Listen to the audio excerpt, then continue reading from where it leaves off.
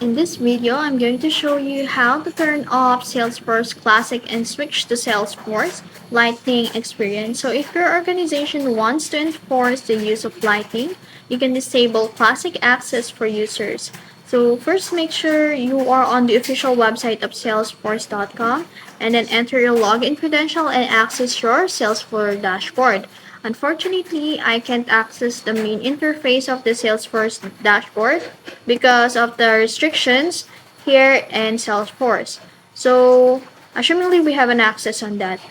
Once you are on the dashboard, you will see there the gear icon in the top right corner. Click on that and then select the setup from the drop down menu. And now in the setup search bar, type the Lightning Experience and then click on the Lightning Experience Transition Assistant or Lightning Experience Settings. And then locate the options to turn on Lightning Experience and enable it.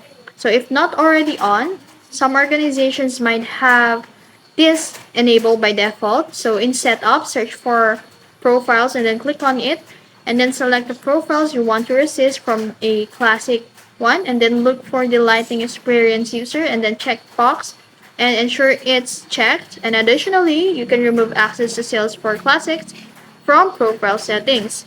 So if you want to enforce Lightning across your organization, go to Setup and then under that, Lightning Experience Transition Assistant and then under Optimize Space, find the switch users to Lightning Experience and enable auto switching. And this will log users into Lightning by default and prevent them from switching back to Classic. And then after that, click Save or Apply Changes to finalize the settings and then ask users to refresh their browsers or log out and log back in to see the changes. And that's it. That's how you turn off Salesforce Classic and switch to Lightning Experience. This ensures your team benefits from the modern UI and advanced features. So if you found this video helpful, don't forget to like, share, and subscribe to the YouTube channel.